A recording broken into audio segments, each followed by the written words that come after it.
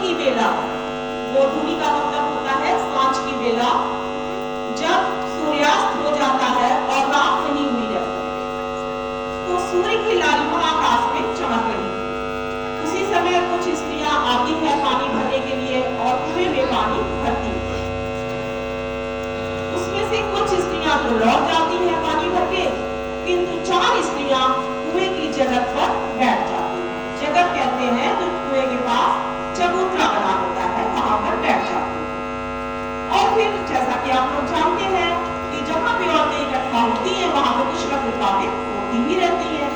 तो बातों का सिलसिला शुरू होता है और बात करते करते बात यहाँ तक पहुंच जाती है कि मैं अपने बेटों तक पहुंच जाती हूँ और बेटों के विषय में बताना शुरू कर देती हूँ, जिसमें सबसे पहली महिला बोलती है कि मेरे बेटे के विषय में आप लोग नहीं जानते हो, क्योंकि मेरा बेटा तो भगवान का वरदान है, लाखों में एक है, कान इतना मधुर है कि मानो कोयल भी शर्मा जाए, अपने मधुर गीतों से सबको सम्मोहित कर देता है, सचमुच अनमोल है मेरा हीरा। अब उसकी बातें सुनकर दूसरी स्त्री से कहाँ रहा जाता है।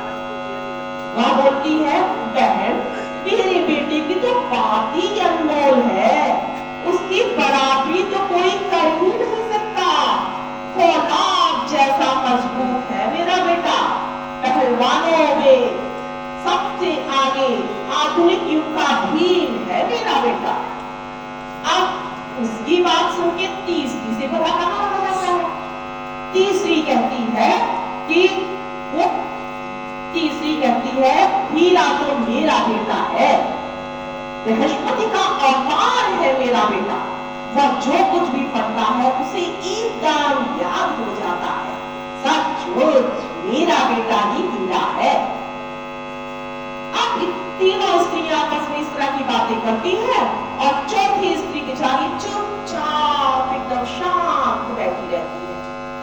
तब उसको पहली स्त्री टोकते हुए कहती है, बहन तुम क्यों नहीं कुछ बोल रही हो, तुम्हारे भी तो एक बेटा है, तुम भी तो बताओ कुछ अपने बेटे के विषय में। तब स्त्री कहती है, मैं क्या बताऊं, ना तो मेरा बेटा बृहस्पति सा बुद्धिमान है, ना भीम सा पहलवान है, और ना गाने में भी बहुत अच्छा है।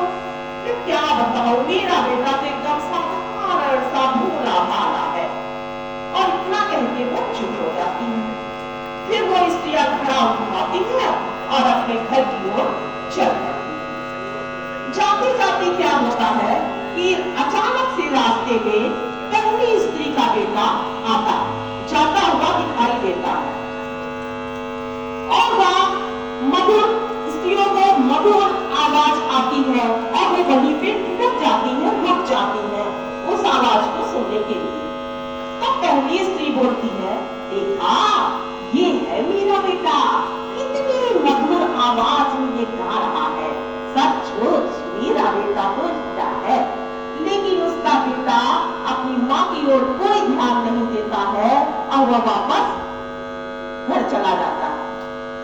इसके बाद अचानक से दूसरी स्त्री का बेटा भी आ जाता है, वह भी पहलवानी करता हुआ निकलता है और धीरे धीरे क्या होता है कि दूसरी स्त्री कहती है, ये देखो मेरा बेटा पहलवान, कौन कर सकता है इसकी बराबरी।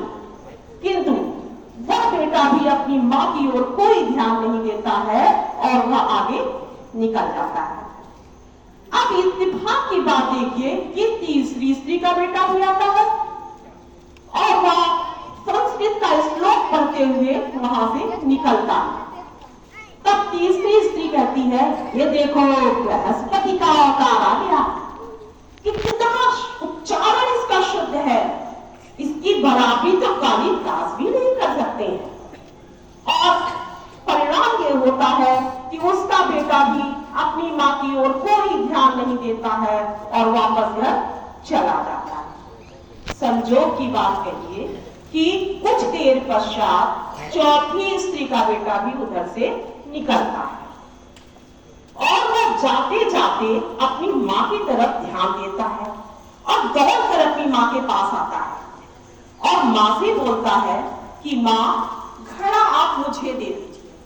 माँ कहती है नहीं नहीं बेटा, तुम जिस काम के लिए जा रहे हो जाओ, मैं घड़ा लेकर घर वापस चली जाऊंगी। लेकिन उसका बेटा नहीं मानता और माँ के सिर से घड़ा ले लेता है और घड़ा लेकर आगे आगे चलता है। तीनों स्त्रियों का चेहरा लटक जाता है, शर्मा जाती है अपने बेटों पर, जो इतनी तारीफ अपने बेटों की कर रही है। अब हम चारों स्त्रियों की बातें एक औरत बड़ी ध्यान से सुन रही है और वह उनके पास आती है और बोलती है, देखा ये है सच्चा हीरा, जो तुम लोग अपने अपने बेटों को हीरा बता रही थी, वो कतई हीरा नहीं है। सच्चा हीरा तो ये है क्योंकि इसने अपनी माँ को देखा और उसका सम्मान किया। तो ये थी बच्चों कहानी सच्चा हीरा। तो आप लोगों ने